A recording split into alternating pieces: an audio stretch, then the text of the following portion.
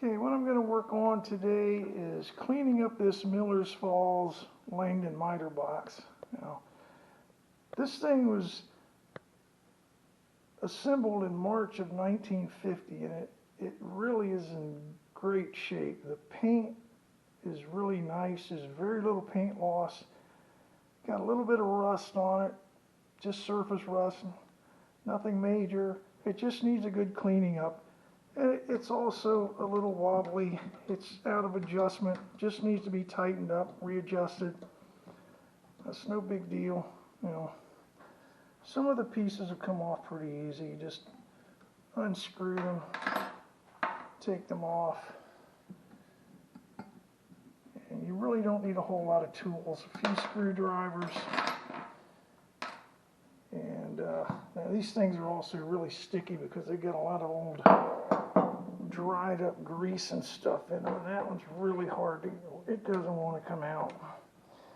Alright, now once I take this thing apart, I'll come back. Now I've got this thing taken apart, and all the painted stuff's over here. Got the legs, the arm, this is the adjustable part of the arm here, and then we have the body, of course.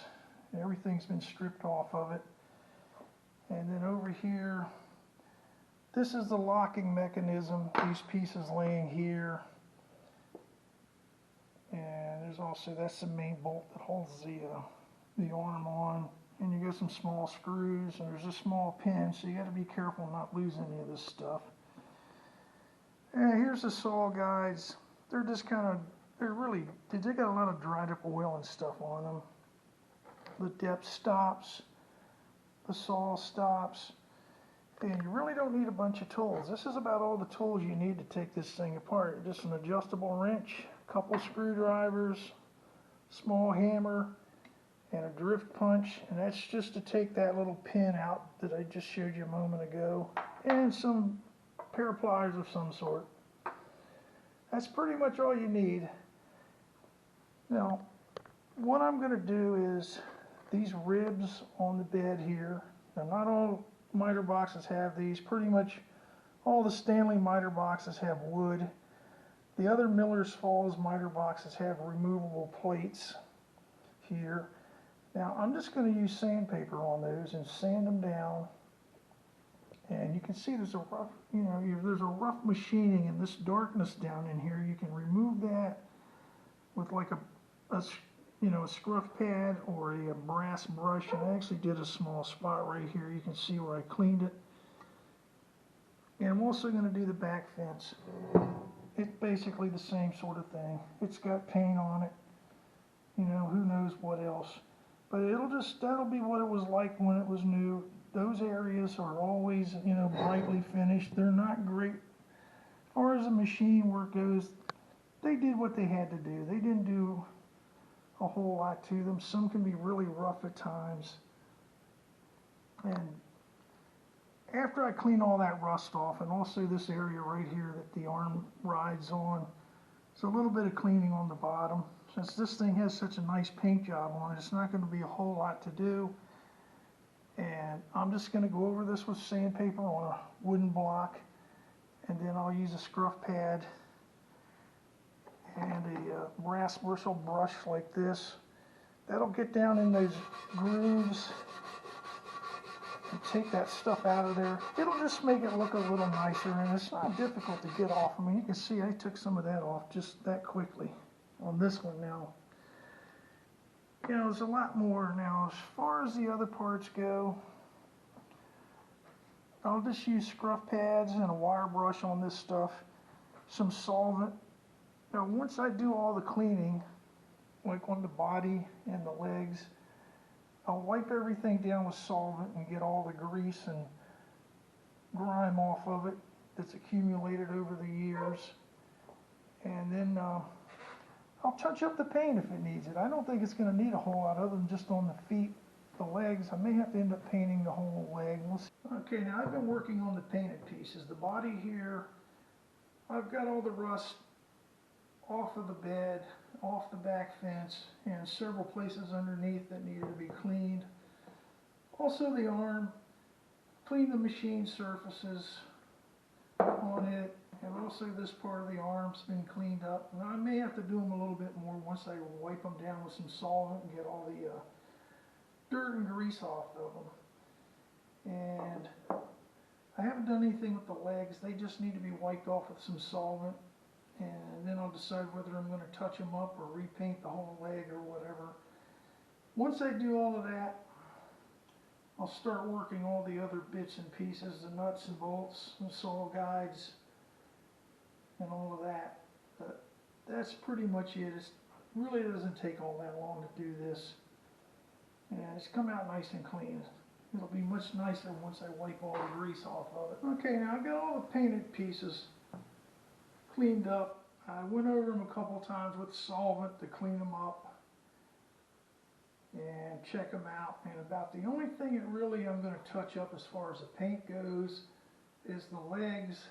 The bottoms of them they're a little rusty, and I'll sand those off and I'll touch those up. But what I'm going to do now, I'm going to start working on cleaning up all the little pieces, the saw guides and the other pieces. And I'm not going to show you all this. I'm just going to use this, you know, some scrub pads, brass brushes, and I have another smaller wheel on a bench grinder. I may use that some also, but you know, I'll just, you know, it's really not that big a deal. These things clean up pretty easily with the wire brush.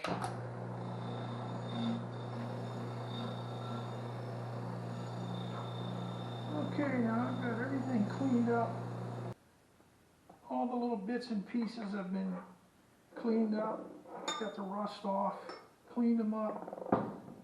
Everything else is ready to go. The last thing I'm going to do today is I'm going to put a coat of Howard's feed and wax pretty much on everything. Now this stuff, it's got beeswax in it. It'll leave like a wax coating. You can also use paste wax if you don't want to mess with this stuff. But yeah, I've been using it for a while. It does leave a nice coating on things. It smells pretty darn good too. I'm just going to leave it sit on here overnight. Let it dry.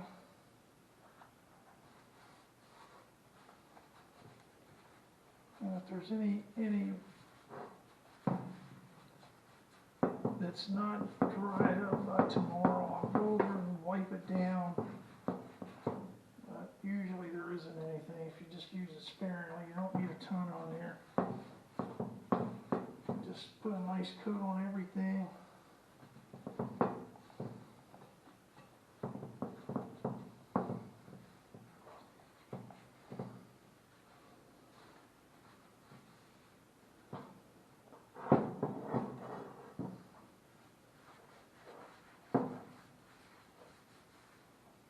I use this stuff on saw totes, other wood things.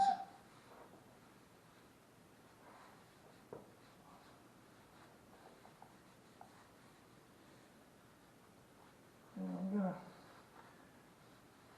you know, everything here I'm gonna put some of this on, or pretty much everything. I mean, it's not gonna hurt anything. It'll leave a nice coating of wax on it when it's all said and done. It'll just help protect it. That's pretty much what it's all about with this stuff. And we'll come back tomorrow and then we'll put it back together.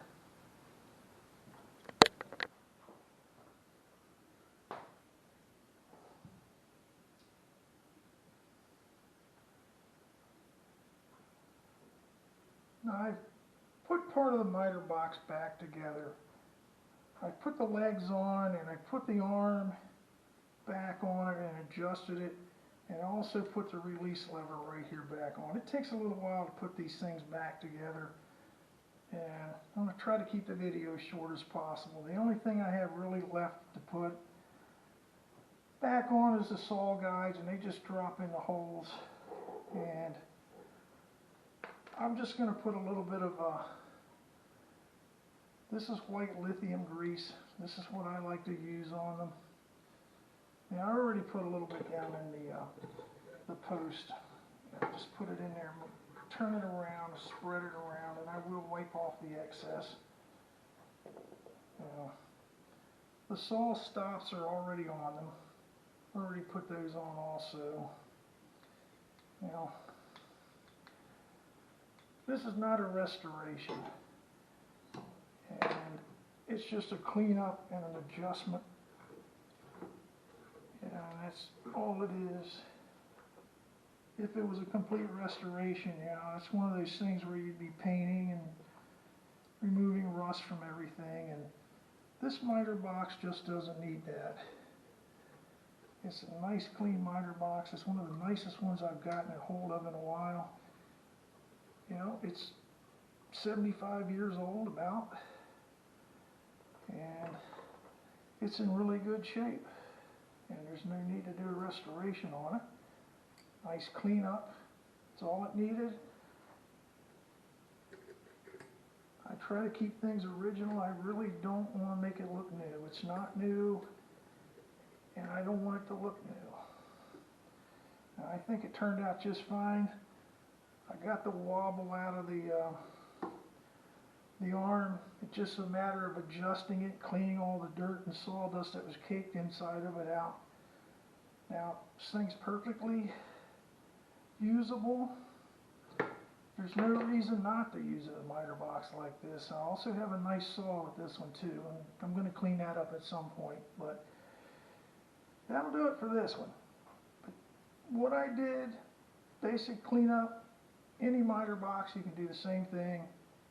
You just got to decide, what you need to do and go through with it. But keeping them as original as possible is nice. That's the way I like to do it.